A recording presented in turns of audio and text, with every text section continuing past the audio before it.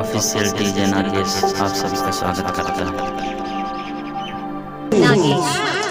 और रास्ता में नान पुलिया भड़ पड़ रही एक दूसरे में तो लिखा ऐ नाने गुड़िया दादी नाने गुड़िया दादा नाने गुड़िया दादा नाने गुड़िया दादा गुड़िया दादा गुड़िया दादा नाने गुड़िया दादा नाने गुड़िया दादा नाने गुड़िया दादा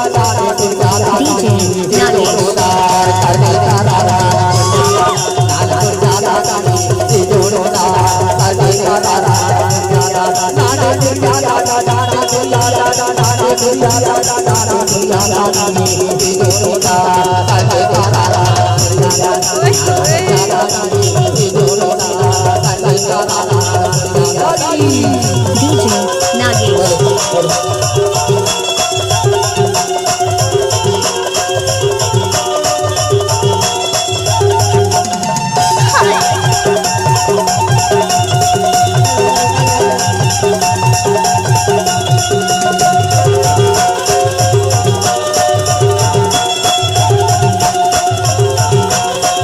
डीजे नागेश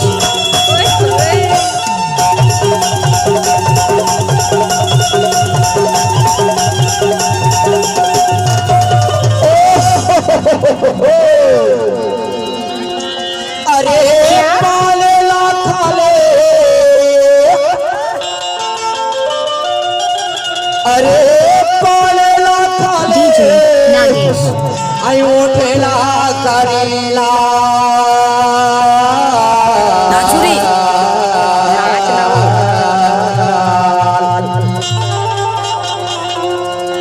ज्यादा माया जन बढ़ावे भोटिया ज्यादा माया जन बढ़ावे भोटिया ये हो जाए कि गाने डीजे नागेश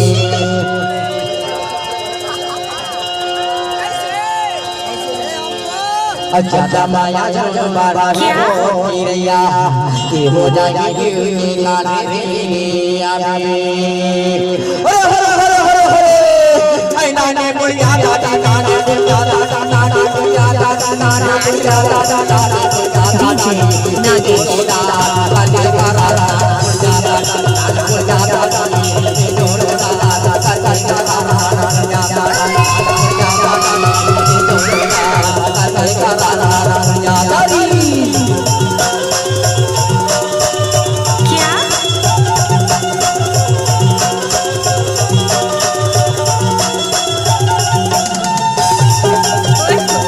डीजे नागेश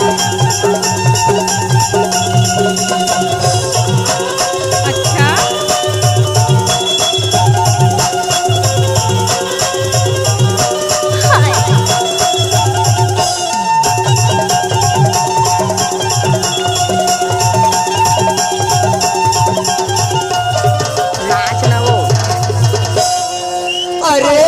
नवरे धोती डीजे नागेश अरे नवरे धोती ये किनारी रखना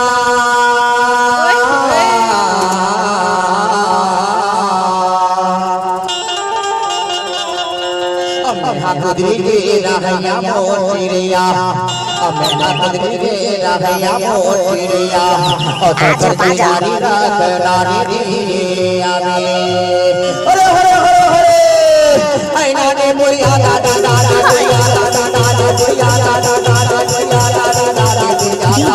नागेश